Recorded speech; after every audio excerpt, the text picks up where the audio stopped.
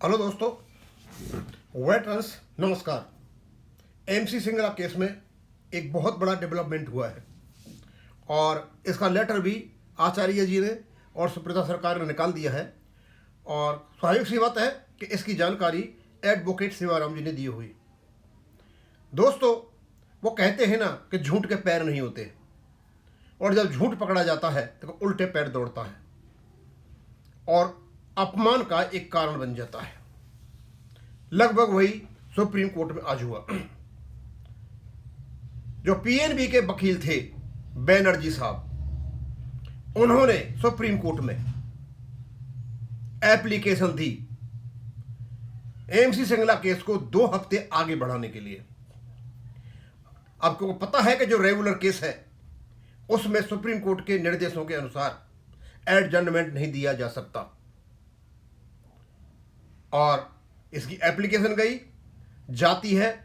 उसके बाद साथ के साथ रेस्पॉन्ड जो अपोजिट वकील है उसको इन्फॉर्म करना पड़ता है और जब जाकर के कहीं एडजर्नमेंट होता है उसके लिए शिवराम जी वहां अपीयर भी हुए।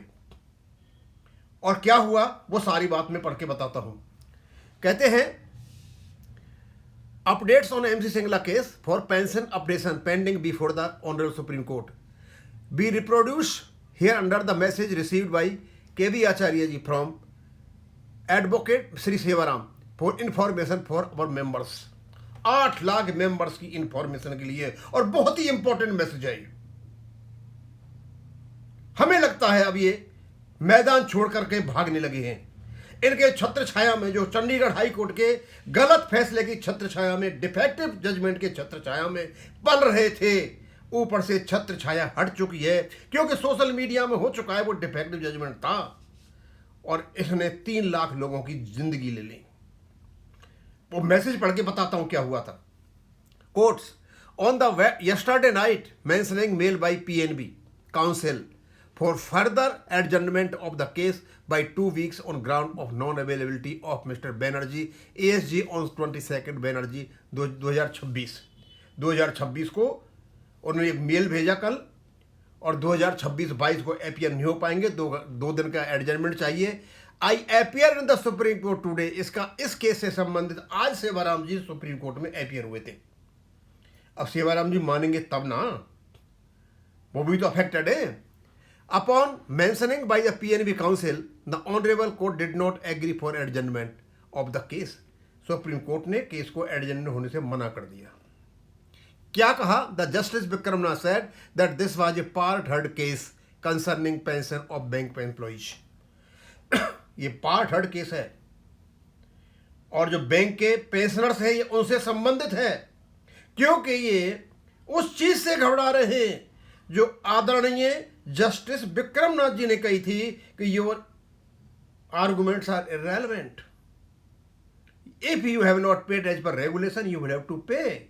उसके बाद बहुत कुछ बदल गया और हमने इतना बदल दिया अपने चैनल के माध्यम से इनको बता के कि इन लोगों ने रिवर्स इंजीनियरिंग का काम लिया था।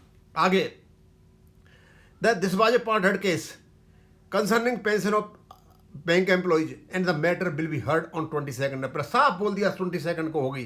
Court said they will hear Mr Dhruv Mehta senior advocate for the respondents. Then the honourable court asked as to whom Mr Banerjee SG appearing. The counsel replied that he is appearing for one of the respondents. Then the court said that the matter will be heard on the 2nd. बोल दिया 22 को होगा। यानी ये भी नहीं बताया किसके लिए आ रहे हैं वो,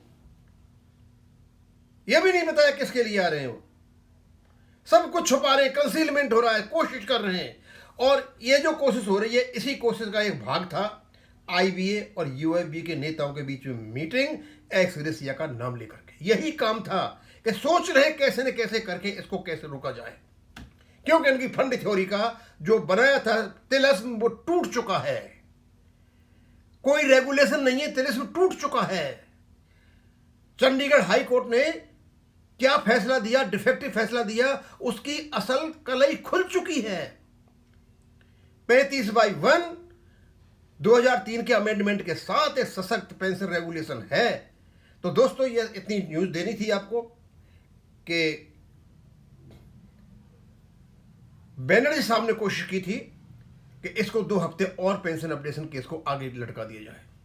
ये तो बहुत देर से कोशिश कर रहे थे, लेकिन नहीं, क्योंकि 18/3/2026 का CEI साहब का एडजर्नमेंट पर लाया गया विराम लगाम आज काम आ गई। या दर मिल जाता है इनको। उसमें स्पष्ट कह रखा है रेगुलर पे नो एडजर्नमेंट, जब तक कोई मर भी जाए तब भी नहीं है। और ये KV आचार्य निकाली, सेवानंद जानकारी दी, तो ये है असली बात। अब इसको मैं यहीं खत्म करूंगा। थैंक यू, धन्यवाद।